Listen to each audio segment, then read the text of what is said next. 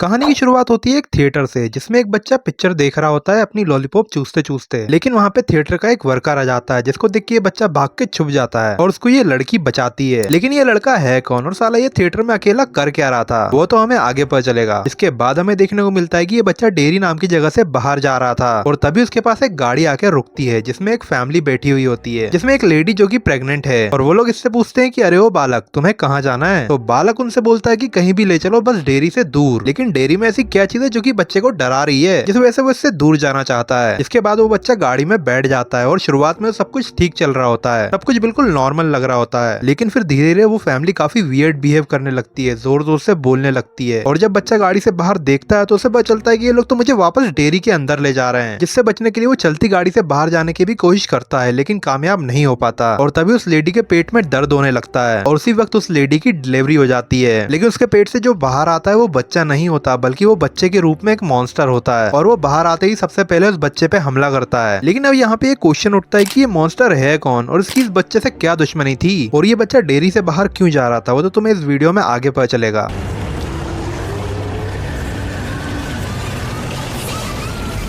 जहाँ पे फिर कहानी आगे बढ़ती है सीधे 4 महीने बाद और हमें डेयरी हाई स्कूल देखने को मिलता है। इसमें 4 बच्चे हैं, फिल, टेडी, मार्च और लिली, जो कि काफी क्यूरियस टाइप का बच्चा है, जिसको पढ़ाई छोड़कर बाकी सब में इंटरेस्ट है, मतलब सब में। और टेडी काफी पढ़ाकू टाइप का बच्चा है। और यहाँ पे लिली जो कि स्कूल में काफी डरी डरी सी रहती है और स्कूल के बच्चे उसको पागल समझते हैं, क्योंकि उसके पीछे एक बहुत बड़ा ट्रॉमा है जिससे लिली जूझ रही है, जिसके बारे में जरूरत पड़ने में मैं तुम्हें बता दूंगा। अब बात करते हैं मार्च पे, जो की लिली की बेस्ट फ्रेंड है। और ये लड़की दिल की तो अच्छी है, बट ये स्कूल में कूल गर्ल्स ग्रुप का हिस्सा बनना चाहती है और उसके लिए वो काफी मेहनत करती है ताकि लोग उसको नोटिस करें। फिर हमें पता चलता है कि जो बच्चा हमें स्टार्टिंग में देखने को मिला था उसका नाम मैटी था और वो इन्हीं लोगों के साथ पढ़ता था। इनफैक्ट वो तो इनका दोस्त भी था और लिली को तो वो काफी पसंद करता था और लिली भी, क्योंकि उस टाइम लिली काफी परेशानी में थी और इस बात को ये समझता था। और आखिरी बार जब लिली मैटी से मिली थी तो लिली ने उसको अपनी परेशानी के बारे में बताया था कि कैसे उसकी डैड की ट्रेजिक डेथ के बाद वो एक ट्रॉमा में चली गई थी, जिस चीज का उसे इतना बड़ा सदमा लगा कि वो आज तक अपने डैड की कब्र पे नहीं गई। और ये सब बताने के बाद मैटी उसी दिन गायब हो गया और उसके बाद वो जिंदा है या फिर नहीं वो किसी को नहीं पता। बट एक दिन लिली मैटी को बाथरूम में बैठकर याद कर रही होती है, तब उसको मैटी की आवाज सुनाई देती है और उसको एक गाना सुनाई देता है और बाथटब में से उसको किसी की उंगली दिखाई देती है, जिसको देख के वो बहुत डर जाती है। और ये चीज वो अपनी माँ को भी नहीं बता सकती थी, क्योंकि उसके माँ के रिलेशन उसके साथ कुछ खास अच्छे नहीं थे, जिस वजह से ये चीज वो जाके अगले दिन मार्च को बताती है, जो कि उसकी अच्छी दोस्त थी। तो शायद उसे लगा कि वो उसकी बात पे यकीन कर लेगी, लेकिन मार्च उससे बोलती है कि तुम ऐसी फालतू बातें मत सोचा करो, वरना लोग तुम्हारे बारे में बातें बनाएंगे। और इस वजह से इन दोनों के बीच बहस हो जाती है। फिर उसके बाद लिली ये बात टेडी और फिल को बताती है, क्योंकि वो लोग भी मैटी के अच्छे दोस्त थे, तो उसे लगा कि शायद ये लोग मेरी बात पे यकीन कर लेंगे। लेकिन उन लोगों को भी ये बात बेतुकी लगती है और उनको ये तक लगता है कि शायद ये लड़की पागल हो गई है। बट जब रात में टेडी अपने कमरे में सोने जा रहा होता है तब उसको अपने लाइट लैंप पे एक चेहरा बना हुआ दिखता है, जिसको देख के वो काफी डर जाता है और अब उसको लिली की बात पे यकीन भी हो जाता है। फिर यहाँ हमें दूसरी तरफ देखने को मिलता है कि डेयरी में एक एयरबेस है, जिसमें 2 नए नए ऑफिसर आए हुए हैं, जिनको एक काफी इंपॉर्टेंट मिशन के लिए बुलाया गया है। बट उसकी बात आगे करेंगे, क्योंकि इससे पहले जो मैटी के दोस्त हैं वो पता करने की कोशिश कर रहे हैं कि मैटी गायब होने से पहले कहाँ गया था। और उनको पता चलता है एक थिएटर के बारे में, जहाँ पर वो एक लड़की से मिलते हैं जिसका नाम था रोनी, जो कि थिएटर ओनर की ही बेटी है। और उस रात इसी लड़की ने मैटी को बचाया था। और ऐसे ही बातों बातों में रोनी भी बताती है कि ये सेम चीज जो तुम बता रहे हो मेरे साथ भी हुई है, मुझे भी आवाजें सुनाई देती हैं और एक गाना सुनाई देता है। लेकिन उस गाने का राज क्या है वो पता करने के लिए वो रात को थिएटर में जाते हैं और वहाँ पे जाके वो मूवी देखते हैं जो कि उस टाइम मैटी देख रहा था। और मूवी देखते टाइम वो सेम गाना आता है जो कि उनको सुनाई देता है और उस गाने में उनको मैटी दिखता है, जिसको देख के एवरीवन वो शॉक्ड, इस साला ये मूवी में क्या कर रहा है। लेकिन उससे पहले वो लोग कुछ समझ पाते, स्क्रीन के अंदर से वही बेबी मॉन्स्टर बाहर आता है जिसने मैटी की फील्डिंग सेट की थी और वो इन लोगों को भी मार देता है। वैसे इस लड़की की तो फ्री फंड में फील्डिंग सेट हुई है, लेकिन वो मॉन्स्टर सबको मारने के बाद लिली और रोनी को जिंदा छोड़ देता है। बट क्यों, वो तो आगे पता चलेगा। फिर अगले दिन जब पुलिस थिएटर में आती है तो उनको एक की भी बॉडी नहीं मिलती और थिएटर में जो भी सारा कांड हुआ है उसका शक उन लोगों को थिएटर ओनर पे जाता है, लेकिन वो उसका कुछ कर नहीं सकते क्योंकि उनके पास सबूत नहीं है। फिर आगे हमें देखने को मिलता है कि इस ऑफिसर की फैमिली भी डेयरी में आ जाती है, जिसमें उसकी एक बीवी और एक छोटा बच्चा है जिसका नाम विल है। और वो आगे जाके उसी स्कूल में एडमिशन लेता है जिसमें लिली और रोनी पढ़ती हैं। और यहाँ पे हमें पता चलता है कि यहाँ डेयरी में ब्लैक लोगों को कुछ खास पसंद नहीं किया जाता, यू नो रेसिज्म। बट छोड़ो, आगे बढ़ते हैं। और यहाँ पे स्कूल के पहले दिन में विल की दोस्ती रिच नाम के एक लड़के से होती है, जो कि मार्च को काफी पसंद करता है, लेकिन वो उसको बिल्कुल भी भाव नहीं देती, ठीक वैसे ही जैसे तुम्हारी क्रश। और स्पेशली ये कैरेक्टर इस सीरीज में मेरा फेवरेट कैरेक्टर है, है, जिसका रीजन तुम्हें आगे मिल जाएगा। फिर हमें देखने को मिलता है ये पुलिस वाला जो कि वो थिएटर वाला केस सॉल्व कर रहा है और उसको कुछ लोग धमकी देते हैं कि जल्दी ये केस सॉल्व करो वरना हम तुम्हारी नौकरी खा जाएंगे। तो क्योंकि उन लोगों को कुछ मिल नहीं रहा तो वो लिली को पुलिस स्टेशन में बुलाते हैं और उसको एक टाइप की धमकी देके बोलते हैं कि उस रात थिएटर में जो भी कुछ हुआ वो तुम बोल दो कि वो थिएटर ओनर ने ही किया था और चश्मदीद गवाह बन जाओ, लेकिन अगर तुमने ऐसा नहीं किया तो सारा इल्जाम तुम्हारे ऊपर आएगा और तुम्हें फिर से असाइलम भेज दिया जाएगा। और यहाँ पे ये असाइलम वाला एंगल कौन सा है तो मैं बता दूं कि जब लिली के फादर की डेथ हुई थी तो वो एक ट्रॉमा में चली गई थी और उसके इलाज के लिए उसे असाइलम में भेजा गया था और वहाँ का उसका एक्सपीरियंस कुछ खास नहीं है और वो दोबारा वहाँ जाने से डरती है और इसीलिए वो वहाँ जाने से बचने के लिए थिएटर ओनर का नाम ले देती है, जिसके बाद पुलिस थिएटर ओनर को पकड़ लेती है और गिरफ्तार कर लेती है। By the way theatre owner है रोनी के पापा और यहाँ एयरबेस में हमें देखने को मिलता है कि यहाँ पे एक सीक्रेट ऑपरेशन चल रहा है जिसके बारे में ऑफिसर को नहीं पता। तो कमांडर फ्रांसिस उसको बताता है कि हम जमीन के अंदर एक वेपन को ढूंढ रहे हैं और जब वो हमें मिल जाएगा तो हमें तुम्हारी जरूरत पड़ेगी उसको सिक्योर करने में, लेकिन वो वेपन है क्या और उसे जमीन में गड़ाया किसने वो सब हमें नहीं पता। लेकिन हमें ये पता है कि रोनी के पापा अब जेल में हैं, इस वजह से स्कूल में उसको लोग बुली कर रहे हैं क्योंकि अब लोगों को लगता है कि उसी के पापा ने बच्चों को मारा है और लिली ने उसके पापा का नाम लिया तो अब रोनी लिली से भी नाराज है। और इसी बीच रोनी की दोस्ती होती है विल से जो कि सीक्रेटली उसको पसंद करता है लेकिन पूछने पे मानता नहीं है और यहाँ पे काफी खोदने के बाद भी इन लोगों को वेपन नहीं मिल रहा होता और उससे परेशान होकर कमांडर अपने लोगों को एक गुलेर देता है। लेकिन एक मिनट, ये गुलेर किसकी है? तो चलो आओ बात करते हैं इसकी बैक स्टोरी पे। 1908 में तो फ्रांसिस नाम का एक बच्चा जिसके हाथ में ये गुलेर होती है और उसकी दोस्ती रोज नाम की एक लड़की से हो जाती है। इसके बाद वो लड़का खेलते खेलते जंगल में पहुंच जाता है और उस जंगल में उसके पीछे एक मॉन्स्टर पड़ जाता है जो कि उसको मारने ही वाला था, लेकिन रोज आकर उसको बचा लेती है उस गुलेर का यूज करके। और हाँ, ये बच्चा फ्रांसिस और कोई नहीं बल्कि वही कमांडर है और ये गुलेर वो डिक हेलरन नाम के बंदे को देता है। तो अब ये डिक हेलरन है कौन? तो देखो, ये बंदा एयरफोर्स में ही है जो कि कमांडर की हेल्प कर रहा है वो वेपन ढूंढने में, बट ये बंदा कोई ऐसा वैसा बंदा नहीं है। इसके पास स्पेशल पावर्स हैं जो कि किसी के भी माइंड में घुस सकता है और किसी भी चीज का यूज करके उसकी लोकेशन का पता लगा सकता है और इसलिए वो ये गुलेर हाथ में लेकर वो लोकेशन ढूंढने की कोशिश करता है जहाँ पे वेपन है। लेकिन जब वो अपने पावर्स को यूज कर रहा होता है तब वो एक ऐसे इल्यूजन में फंस जाता है जिसमें उसको एक मॉन्स्टर की परछाई दिखती है और उससे पहले वो मॉन्स्टर हेलोरन को मारे ऑफिसर हेलोरन को वापस होश में ले आता है और इससे हमें ये पता चलता है कि जो चीज बच्चों के साथ हो रही है वो हेलोरन के साथ भी हुई है और ये मिलिट्री वाले जो चीज ढूंढ रहे हैं वो एक दूसरे से कनेक्टेड है। इसके बाद हेलोरन अपने कमांडर को ये भी बोलता है कि अब शायद हमें रुक जाना चाहिए क्योंकि जिस चीज को हम ढूंढ रहे हैं वो बहुत खतरनाक है और मैंने उसको महसूस किया है। लेकिन कमांडर एक जंग जीतने वाली स्माइल देख के वहाँ से निकल जाता है। फिर यहाँ में दूसरी तरफ रोज नाम की लड़की देखने को मिलती है और हाँ, ये लड़की वही है जिसने बचपन में कमांडर को बचाया था उस मॉन्स्टर से, जो कि अभी डेयरी में ही रह रही है और इसका एक ग्रुप है और वो ये पता करने की कोशिश कर रहा है कि आखिरकार मिलिट्री हमारी जमीनों पे खोद क्या रही है। और यहाँ लिली रोनी के पास जाके बोलती है कि शायद हम तुम्हारे पापा को बेगुनाह साबित कर सकते हैं। तो देखो, अगर मैं पुलिस वालों के पास जाऊं और उनको ये बताऊं कि उस रात को क्या हुआ था तो वो मेरी बात पे यकीन नहीं करेंगे, लेकिन अगर हम उनको सबूत दिखाएं कि उस रात को क्या हुआ था तो शायद वो लोग हमारी बात पे यकीन करें और वो तुम्हारे पापा को छोड़ दें। और रोनी को ये आइडिया अच्छा लगता है। अब उनके पास सबूत निकालने के लिए कैमरा तो है, लेकिन प्रॉब्लम ये कि उन लोगों को वो इमेज डेवलप करने नहीं आती, तो इसके लिए चाहिए उन लोगों को एक स्मार्ट बंदा। तो उसके लिए वो जाते हैं विल और रिच के पास और उनको अपनी पूरी कहानी सुनाते हैं जिसके ऊपर उन लोगों को बिल्कुल भरोसा नहीं होता, लेकिन फिर भी वो अपनी पसंदीदा लड़की के लिए उनकी हेल्प करने के लिए हाँ कर देता है। बट अब यहाँ पे एक और प्रॉब्लम है कि वो उस मॉन्स्टर को वापस बुलाएंगे कैसे। और ये सुनकर रिच ऐसी मस्ती मजाक में बोल देता है कि मेरे अंकल पहले भूत बुलाया करते थे, वो भी कब्रिस्तान में जाकर। और इस बात के ऊपर लिली और रोनी यकीन कर लेती हैं। इसके बाद ये चारों रात को कब्रिस्तान जाते हैं और वहाँ जाके बैठ जाते हैं, लेकिन वहाँ पे उनके साथ कुछ नहीं होता। जिसके बाद वो वहाँ से निकलने ही वाले होते हैं कि तभी वहाँ पे बहुत सारी आत्माएं आती हैं जो कि उनका पीछा करती हैं और कैसे तैसे वो लोग उस कैमरे का यूज करके उनकी फोटो खींच लेते हैं और सब लोग कब्रिस्तान के बाहर आ जाते हैं, लेकिन सिर्फ विल को छोड़कर। और यहाँ पे ऐसा लग रहा था कि आज तो विल की फील्डिंग सेट है, लेकिन फिर वो भी कब्रिस्तान के बाहर आ जाता है कैमरा लेकर। फिर जाकर सबसे पहले तो वो फोटो डेवलप करते हैं और अगले दिन वो फोटोज लेकर पुलिस स्टेशन जाते हैं और पुलिस वालों को दिखाते हैं। लेकिन पुलिस वाले उन फोटोज को देख के बोलते हैं कि साला नकली फोटो दिखा रहे हो और उन लोगों को वहाँ पे डरा धमका के भगा देते हैं। फिर यहाँ पे कुछ दिन बाद वो फोटो विल की माँ को मिलती है। इसके बाद विल अपनी माँ को सब कुछ बताता है कि उन लोगों के साथ वहाँ पे क्या हुआ था और वो लोग वहाँ पे किस वजह से गए थे। और विल की माँ जो कि एक्टिविस्ट होती है और उसका काम है बेगुनाह लोगों के लिए आवाज उठाना। और जब उसे पता चलता है कि रोनी के पापा को पुलिस वालों ने बिना गलती के उठा लिया है तो वो उनके लिए आवाज उठाती है। फिर हमें यहाँ पे देखने को मिलता है कि ऑफिसर विल को लेकर फिशिंग करने के लिए जाता है और वहाँ पे वो कुछ सामान लेने के लिए अपनी कार के पास जब जाता है तो विल पानी में अकेला होता है और वहाँ पे विल को एक इल्यूजन दिखता है जिसमें कोई उसको पानी के अंदर खींचने लगता है, लेकिन उसी टाइम ऑफिसर आके उसको बचा लेता है। और ये चीज देख के ऑफिसर को एक डाउट होता है क्योंकि ऐसी ही चीज पहले हेलोरन के साथ हो चुकी थी। तो वो सबसे पहले हेलोरन के पास जाता है और उसको वो चीज जो उसके बेटे के साथ हुई है वो बताता है और वो हेलोरन से ये भी पूछता है कि क्या उसकी वजह वो चीज है जो कि हम ढूंढ रहे हैं, लेकिन हेलोरन उसको कुछ भी नहीं बताता। और अगले दिन विल ये सब कुछ अपने दोस्तों को